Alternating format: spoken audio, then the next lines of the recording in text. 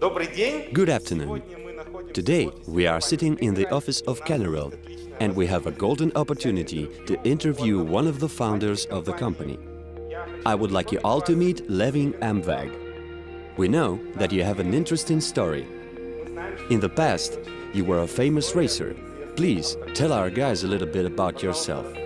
It's intriguing to know more about you and the story of your life. Yeah, my personal story, before I started with all that kind of things, I was a racing driver. I was driving for Audi Sports. Maybe some people know that. And you find it on YouTube and some videos when I was driving back then.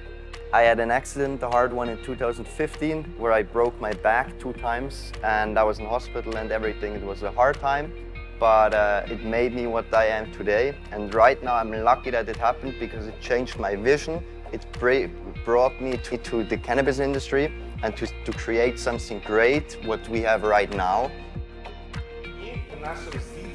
Both me and my viewers are curious on how did you come to the cannabis industry? Why did you choose this shape? Tell us more, please.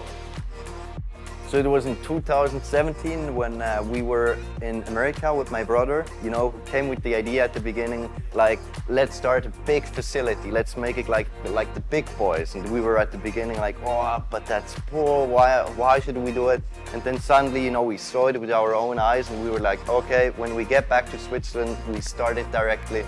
And that's what we see right now here, you know, it's so much planning involved, so much of a story behind all that kind of things, you know, when we were walking around in America, watching the facilities and seeing all that, and we were like, okay, we had the mindset to go back to Europe and build something crazy, you know, a state-of-the-art facility like no one else in Europe has. And I think it paid off. Well, I have another interesting question for you. We know that you work together with your brother and father. So is it a family business or something? Yeah, the family in the end helped a lot, you know. Without the family, we wouldn't be here where we are today. My brother came with the idea. My dad helps us a lot, you know, with the development of our company, with the vision, where we want to go, because he has a lot of knowledge in C-level positions, so in high positions, and that helps the company a lot. And also for the future, I think it's important that you have people or a good team, you know, a big team with a lot of people with different mindsets. And through all this knowledge, it helps the company. Here is one more question. How did you all enter this market? So how we got on this idea, you know, with everything to make it that big, it started with Severin, my brother, who is a grower at our facility. And it was all the time like we wanted to make it bigger, and also we know that cannabis can help the people a lot, you know. It has a lot of benefits for sick people, or it can, you know, help people with cancer or pain diseases, older people. And that was the idea behind all that, you know. It's the story behind cannabis, that it can help you, that we can help some other people. And also now, that was the same idea now with the community, that we just wanted to create something where we as a community can help others through cannabis. And the next question is the one I'm personally interested in. Now we are in Switzerland, and the whole world associates Switzerland with the highest standards of quality. And during our walk in your factory, we've noticed that your approach is very professional, almost perfectionist one. Is that your personal allegiance, or rather a Swiss mental thing? When we created it, you know, Switzerland has a high standard. You see it with the watches and stuff like that. So Switzerland is known for great quality. And we did a market analysis, you know, and analyzed the market. How are other Swiss companies doing it? And we said, okay, if we do it how we do it right now, we are at the top. We do it on another level, you know. We set a new standard. And that was important to us, that we can show Europe-wide that we can build a state-of-the-art facility to be prepared for the future. Because, you know, the market is all the time developing. It's not standing still like, okay, it's always going to be the same. It's all the time new technologies come in, new grows, new strains, and. And for us, it was important to build something that is even up to date in 5-10 years. And that's what we achieved with that facility here. And here is the astonishing moment. There are more than 7,000 plants growing in your factory. We've been walking there and noticed that pretty small number of workers is required to serve such a great amount of production. How did it become possible? So in the end, with the state-of-the-art facility we have right here, we don't need that many employees, you know, because we automated everything we could. The irrigation, nobody has to press a button or open a valve or something like that. It's completely automated. You press once a button and the system takes over. The same with the lighting system, you know. It's fully automated. We don't need to care about anything. And that was important as well when we built and designed the facility, that we don't need 10, 20, 30 people in one room. That's why we have less employees, but invest more money to build a fully automated system. Nowadays, the European medical cannabis market is rocketing, and everybody admits that. A lot of community members are waiting for the German market to open, and it should happen very soon. Your production is expanding rapidly, and as we can see, we may say there wouldn't be any issues with the sales at all. No, you know, with the quality we have and with the facility behind it, everything, we don't see any problems why we don't get the products away. We have a lot of requests, so that's not our problem. And you know, we also focus on new products and new innovations, and that's why we are a leader in Europe with our facility and everything, and people watch at us, and it's awesome, and it's great to see the development of everything. It's really encouraging. And a lot of our guys have a question. Who are your current customers? We work with different countries, you know, at the moment it's Poland, Italy, Switzerland, Austria, and we mainly work with wholesalers at the moment. We are in deep talks with other companies in other countries to, you know, grow our network through Europe and also international. And we hope that within the next 5 years, you know, the whole brand, Cannerald, can be a global brand where people from America buy our brand, where people from India can buy our oils or whatever, and we want to grow together with the community, with you guys. In my hands, I'm holding a sample of your final product. And everybody is interested in how did you manage to adjust the release of your product that fast. It's not a mollage, it's a real CBD oil. A very popular product, as we know, and wow, we have only one question. How did you manage to release it that quick? And what are your plans for releasing products? Yeah, you know, our product department, they are working since weeks to develop products and to make it quick, because we, of course, could wait, you know, and wait, but we have people behind it, you know, we want to push, we are a good team. That's why we push our products. We want to launch several products within 2019. So it's not just going to be the oil, so it's going to come more, but I can't tell too much right now.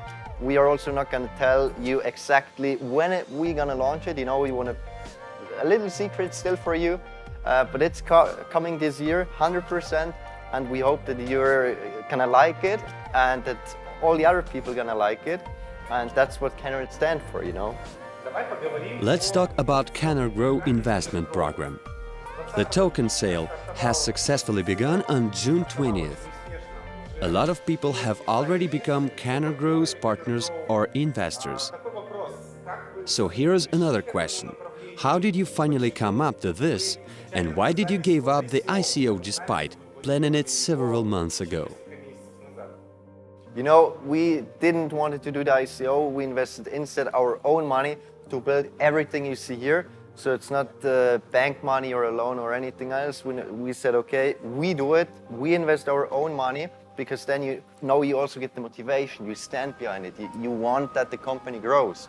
And then we came up with the idea, okay, how would it be if other people in other countries could own a cannabis plant, you know? If you could sit at home and that's your plant right here, and you could own it, and you also could profit from this billion market. And that's how the idea came up to. And it's great to see that as a community, you know, that we can grow together. And that's also our slogan, you know, that we want to grow for the community and with the community as a company. Exactly. I have another important question from the investors. As we know, your token sale was fully agreed with the state inspection entity. How did you manage to do this? There was a huge wave of poor quality ICO projects, and there was a great attention to any token sales, especially in Switzerland. But as we know, you managed to reconcile it on a legal basis. You complied with the rules of token sales. How did you manage to do this? Yeah, in the end, you know, we do all according to the Swiss law. It wouldn't be helpful if we would do anything, you know, completely illegal, and in the end, you know what I mean. So it was important for us that we are on a green field. That's why you also had some lawyers involved, you know, and we do everything according to the Swiss law, the Swiss government laws, and these kind of things, as well with the cannabis, you know, because sometimes the question came up, is that legal in Switzerland? You can grow, and we were like, yeah, look, here is the law, and we are open to every questions, you know, that we answer them, as we did with people which came to us, you know, at the table with the lawyers, and they asked their questions, and we could reply to them, and in the end of the meeting, they were like, ah, okay, we got it now, and that's important, you know, if people have questions, come to us, ask us, we are here for that. We are aware that your company has a really big plans. You're going to expand and build facilities in England and Macedonia. These are really high plans. Please tell us more about this, about your plans and what to expect. Yeah, the England facility, you know, or the location you've seen maybe on the internet, you know, the big location, which was a nuclear bunker area in the Cold War, you know, with nuclear missiles. And one of my friends owns the whole site, you know, the whole location, over 320,000 square meters. And we have the chance to cultivate cannabis there. So it's a great story for, you know, the marketing aspect. We can drive around with tanks, you know, we have tanks there. Yeah, of course, it's a great thing. And we are working right now hardcore behind it, you know, that we can make everything happen as soon as possible. And the same not Macedonia, but there we are a step further. So there we just wait for the go signal, or pretty much we have the go signal to build there a big greenhouse, you know. And with the greenhouse we get GMP license. We can cultivate high THC cannabis for Germany, France, you know, for all the countries that need high THC cannabis. And that's a great business, you know. You make more money with it. So it's a win situation for you, a win situation for the company. And again, we can grow together. A few words about Macedonia, first of all, great country. We've been there, you know, we had some meetings with the companies for the greenhouse and the location and everything. And they also showed us, you know, the greenhouse they are building right now. And we would build our greenhouse together with them. So, you know, there is already experience in there. So they know how to do it. We can extract the THC oils there because it's a company from Red Bull or in the umbrella from Red Bull. So it is also a great aspect marketing-wise, you know, that we can present ourselves, a company with bigger companies. And we hope that in Macedonia, you know, that we can create something like here, a state-of-the-art greenhouse where people look at us and that we are, again, that people make pictures from us, you know, and post them on Instagram and Facebook and post like, great company, state-of-the-art factory. And that's what we want to create with the branding, you know, that we want to create things no one else did before us. We want to be the leader in some sort of way. And we hope that we can do that together with you. And also, please tell us a few words about the partnership program. It has united more than 1,000 of people, and a lot of partners earn quite a good amount of money with the company. And guys are really happy that they can get the interest income from every harvest. This is truly amazing, and in fact this is the first project based on the real production on the online investment market. It's really fantastic, and a lot of guys are grateful to you. Allow me to express gratitude on behalf of all partners, and maybe you would like to say a few words to the folks. Thank you very much, you know. We achieved something great here, you know. It has never been done before. Nobody else did something like we are doing right now here. And that's why without you, the community, we wouldn't be able to build up our brand. We would not be able to grow together.